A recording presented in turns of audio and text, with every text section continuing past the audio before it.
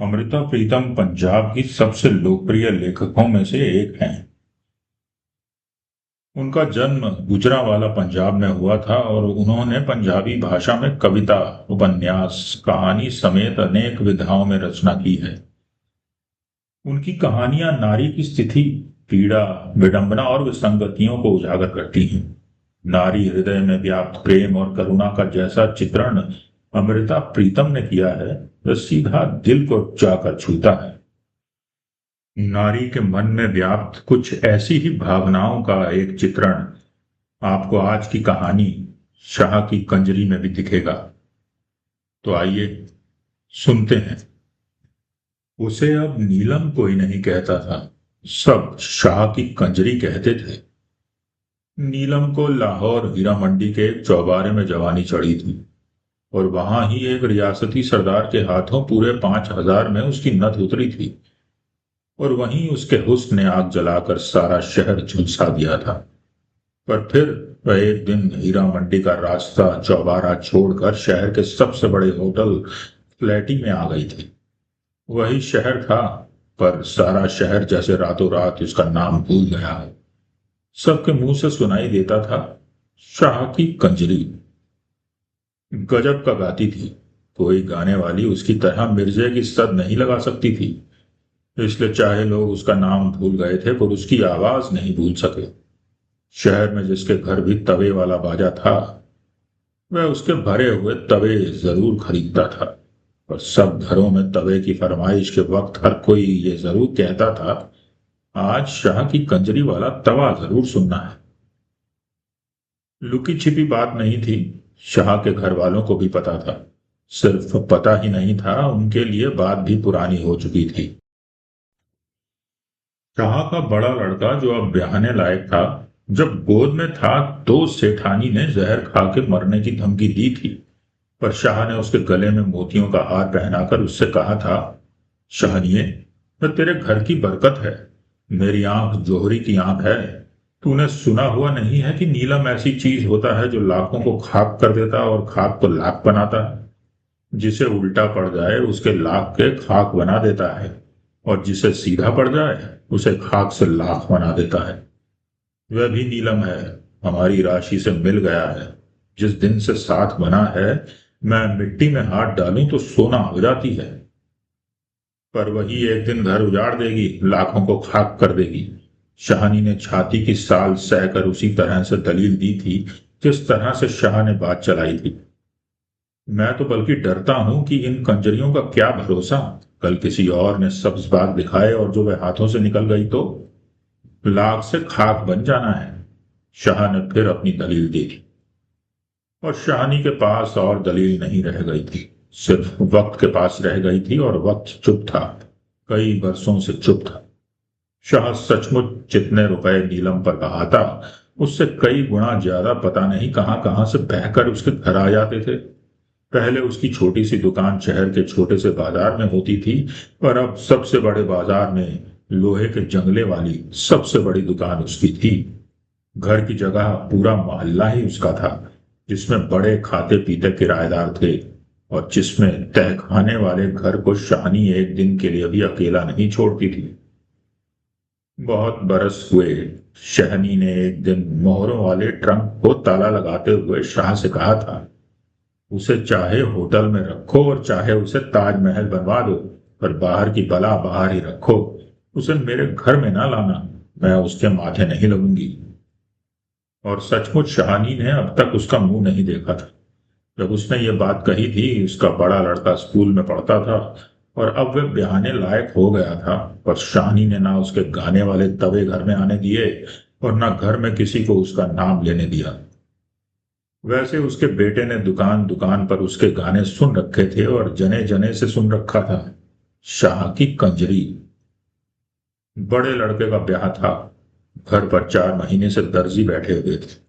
कोई सूटों पर सलमा काट रहा था, कोई तिल्ला, कोई किनारी और कोई दुपट्टे पर सितारे जड़ रहा था। शाहनी के हाथ भरे हुए थे।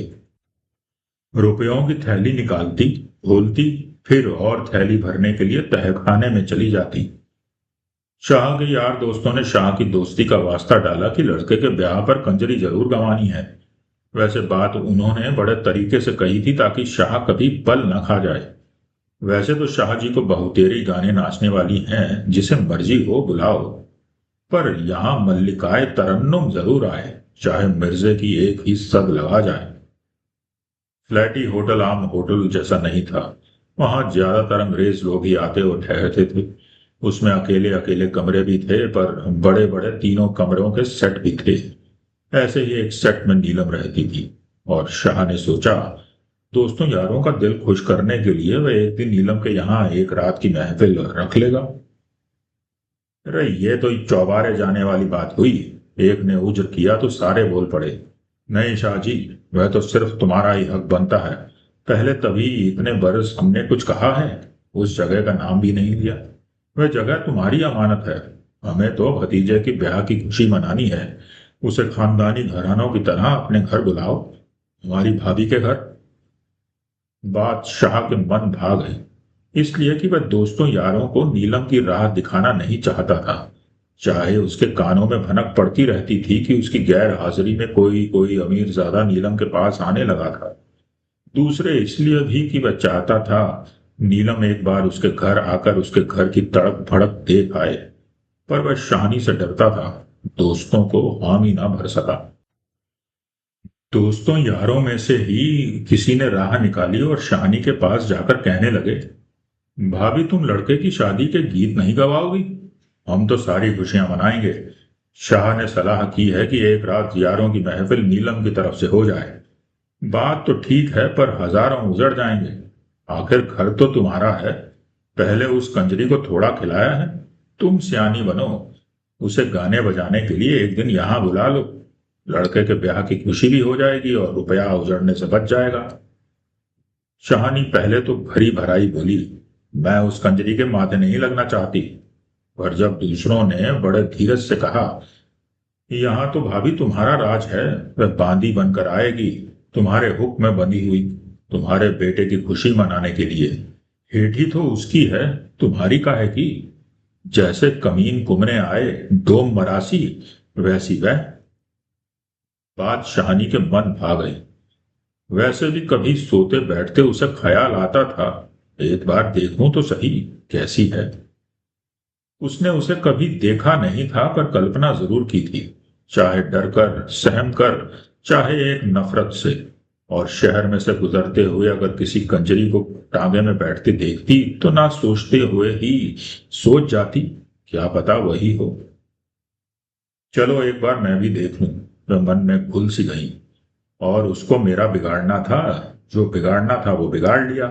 अब और उसे क्या कर लेना है, एक बार चंद्रा को देख तो लूं। शाहनी ने हामी भर दी, पर एक शर्त रखी, यहां न शराब उड़ेगी न कबाब। भले घरों में जिस तरह गीत गाए जाते हैं उसी तरह गीत करवाऊंगी।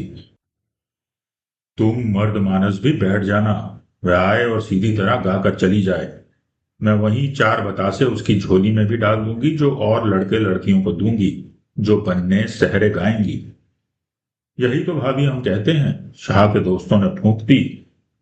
तुम्हारी समझदारी से ही तो घर बना है, नहीं तो क्या खबर क्या हो गुजरना था। वह आई। शाहनी ने खुद अपनी भग्गी भेजी थी। घर मेहमानों से भरा हुआ था। बड़े कमरे में सफेद चादरें बिछाकर बीच में ढोलक रखी हुई थी। घर की औरतों ने बनने सहरे गाने शुरू कर रखे थे। बग्गी दरवाजे पर आ रुकी तो कुछ उतावली औरतें दौड़कर खिड़की की तरफ चली गईं और कुछ सीढ़ियों की तरफ। अरे बदसुगनी क्यों करती हो, सहरा बीच में ही छोड़ दिया।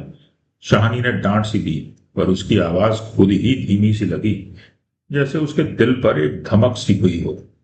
वह सीढ़ियां चढ़कर दरवाजे तक आ गई। शाहनी ने अपनी गुलाबी साड़ी का पल्ला संवारा, जैसे सामने देखने के लिए वह साड़ी के शगुन वाले रंग का सहारा ले रही हो। सामने उसने हरे रंग का बांकड़ी वाला गरारा पहना हुआ था। गले में लाल रंग की कमीज थी और सिर से पैर तक ढलकी हुई हरे रेशम की चुनरी एक झिलमिल सी हुई। शाहनी को सिर्फ एक पल यही लगा, जैसे हरा रंग सारे दरवाजे में फैल गया था। फिर हरे कांच की चूड़ियों की छन छन हुई तो शाहनी ने देखा एक गोरा गोरा हाथ एक झुके हुए माथे को छूकर आदाब बजा रहा है। और साथ ही एक झनकती हुई सी आवाज, बहुत बहुत मुबारक शाहनी, बहुत बहुत मुबारक। वह बड़ी नाजुक सी, पतली सी थी, हाथ लगते ही दोहरी होती थी। शाहनी ने उसे गांव तकिए के सहारे हाथ के इशारे से बैठने को कहा तो शाहनी को लगा कि उसकी मांसल बाहें बड़ी ही बेडौल लग रही थी। कमरे के एक कोने में शाह भी था, दोस्त भी थे, कुछ मर्द रिश्तेदार भी। उस नाजनीन ने उस कोने की तरफ देखकर भी एक बार सलाम किया और फिर परे गांव तकिए के सहारे ठुमक कर बैठ गई। बैठते वक्त कांच की चूड़ियां फिर छनकी थीं। शाहनी ने एक बार फिर उसकी बाहों को देखा, हरे कांच की, और फिर स्वाभाविक ही अपनी बाह में पड़े हुए सोने के चूड़े को देखने लगी। कमरे में एक चकाचौंध सी छा गई थी। हर एक की आंखें जैसे एक की तरफ उलट गई थीं। शाहनी की अपनी आंखें भी, पर उसे अपनी आंखों को छोड़कर सबकी आंखों पर एक गुस्सा सा आ गया। फिर एक बार कहना चाहती थी, अरे बदशुगनी क्यों करती हो, सेहरे गाओ ना। पर उसकी आवाज गले में घुटती सी गई थी। शायद औरों की आवाजें भी गले में घुट सी गई थी। कमरे में एक खामोशी छा गई थी। वह अग बीच रखी हुई ढोलक की तरफ देखने लगी और उसका जी किया कि वह बड़ी जोर से ढोलक बजाए।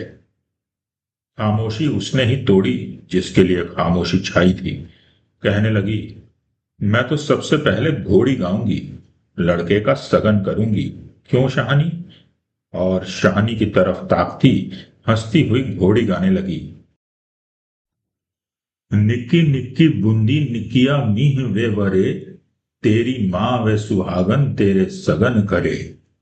शाहनी को अचानक तसल्ली सी हुई, शायद इसलिए कि गीत के बीच की माँ वही थी और उसका मर्द भी सिर्फ उसका मर्द था, तभी तो माँ सुहागिन थी। शाहनी हंसते से मुंह से उसके बिल्कुल सामने बैठ गई, जो उस वक्त उसके बेटे के सगन कर रही थी। घोड़ी खत्म हुई तो कमरे की बोलचाल फिर से लौट आई। फिर कुछ स्वाभाविक सा हो गया। औरतों की तरफ से फरमाइश की गई, ढोलकी रोड़े वाला गीत। मर्दों की तरफ से फरमाइश की गई, मिर्जे दियां सद्दा। गाने वाली ने मर्दों की फरमाइश सुनी अनसुनी कर दी और ढोलकी को अपनी तरफ खींचकर उसने ढोलकी से अपना घुटना जोड़ लिया। शाहनी कुछ रौ में आ गई, शायद इसलिए कि गाने वाली मर्दों की फरमाइश पूरी करने के बजाय औरतों की फरमाइश पूरी करने लगी थी। मेहमान औरतों में से शायद कुछ एक को पता नहीं था। वह एक दूसरे से कुछ पूछ रही थी और कई उनके कान के पास कह रही थी, यही है शाह की कंजरी। कहने वालियों ने शायद बहुत धीरे से कहा था, फुसर फुसर सा, पर शाहनी के कान में आवाज पड़ रही थी, कानों से टकरा रही थी, शाह की कंजरी, शाह की कंजरी। और शाहनी के मुंह का रंग फीका पड़ गया। इतने में ढोलक की आवाज ऊंची हो गई और साथ ही गाने वाले की आवाज, सुहे वे चीरे वालिया मैं कैनिया। और शाहनी का कलेजा थम सा गया। वह सूहे चीरे वाला मेरा ही बेटा है, सुख से आज घोड़ी पर चढ़ने वाला मेरा बेटा। फरमाइश का अंत नहीं था। एक गीत खत्म होता तो दूसरा गीत शुरू हो जाता। गाने वाली कभी औरतों की तरफ की फरमाइश पूरी करती, कभी मर्दों की। बीच बीच में कह देती, कोई और भी गाओ ना, मुझे सांस भी लेने दो। पर किसकी हिम्मत थी उसके सामने होने की। उसकी टल्ली सी आवाज, वह भी शायद कहने को कह रही थी, वैसे एक के पीछे छठ दूसरा गीत छेड़ देती थी। गीतों की बात तो और थी, पर जब उसने मिर्जे की हेक लगाई, उठ न साहिबे सुतिए उठ के दे दीदार, हवा का कलेजा हिल गया। कमरे में बैठे मर्द बुत बन गए थे। शाहनी को फिर घबराहट सी हुई। उसने बड़े गौर से शाह के मुख की तरफ देखा। शाह भी और बुतों सरीखा बुत बना हुआ था, पर शाहनी को लगा वह पत्थर का हो गया था। शाहनी के कलेजे में हौल सा हुआ और उसे लगा अगर ये घड़ी छिन गई तो वह आप भी हमेशा के लिए बुत बन जाएगी। वह कुछ करे, कुछ करे, कुछ भी करे, पर मिट्टी का बुत न बने। काफी शाम हो गई, महफिल खत्म होने वाली थी। शाहनी का कहना था, आज वह उसी तरह बताशे बांटेगी जिस तरह लोग उस दिन बांटते हैं जिस दिन गीत बैठाए जाते हैं। पर जब गाना खत्म हुआ तो कमरे में चाय और कई तरह की मिठाई आ गई और शाहनी ने मुट्ठी में लपेटा हुआ 100 का नोट निकालकर अपने बेटे के सिर पे से वारा और फिर उसे पकड़ा दिया, जिसे लोग शाह की कंजरी कहते थे। रहने दे शाहनी, आगे भी तेरा ही खाती हूं, उसने जवाब दिया और हंस पड़ी। उसकी हंसी उसके रूप की तरह झिलमिल कर रही थी। शाहनी के मुंह का रंग हल्का पड़ गया। उसे लगा जैसे शाह की कंजरी ने आज भरी सभा में शाह से अपना संबंध जोड़कर उसकी हतक कर दी थी। पर शाहनी ने अपना आप थाम लिया, एक जेरा सा किया कि आज उसने हार नहीं खानी थी। वह जोर से हंस पड़ी, नोट पकड़ाती हुई कहने लगी, शाह से तो तूने नित लेना है, पर मेरे हाथ से तूने फिर कब लेना है? चल आजा, ले ले। और शाह की कंजरी नोट पकड़ती हुई एक ही बार में बौनी सी हो गई। कमरे में शाहनी की साड़ी का सगुन वाला गुलाबी रंग फैल गया था।